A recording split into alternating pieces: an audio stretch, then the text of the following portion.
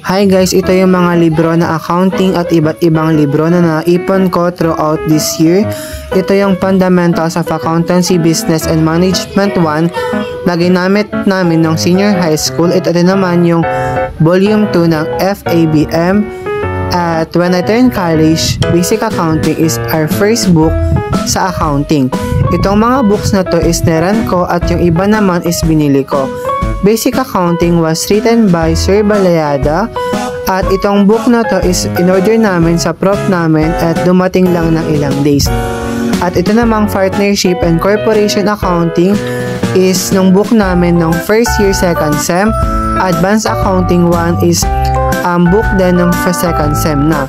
Itong Intermediate Accounting Volume 1 naman is libro din ng second sem. It was more on practical and problem solving.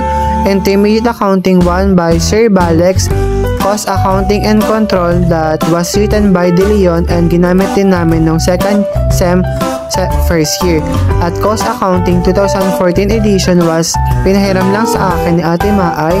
Conceptual Framework and Accounting Standard was more on theories, definition, at it was really a must na libro kapag isa kang accountancy student. It was written by Sir Balex at you can buy sa Shopee din. Practical Accounting 1 is more on problem solving at Strategic Cost Management 2021 edition was libro ng second year. Transfer Business and Taxation is libro din ng second year at ito namang International Financial Reporting Standard for Small and Medium Enterprises at Pinagyamang Pluma was my book when I was in grade 9 and this Management Advisory Services 2016 edition is more on practical and problem solving. Advanced Financial Accounting and Reporting Standard is Theories and Problems by Sir Dayag. Notes and Business Law na more on problem solving din.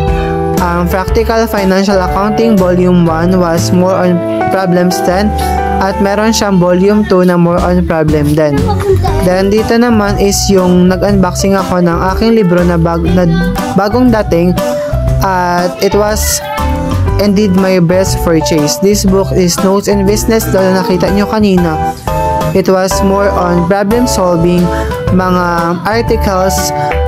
At dito din sa libro na to is maganda na because nandiyan yung obligation, contract, sales, partnership, and corporation. Sa librong ito talaga is marami kang matututunan when you read this book because ang daming knowledge and information na pwede mong makuha dito.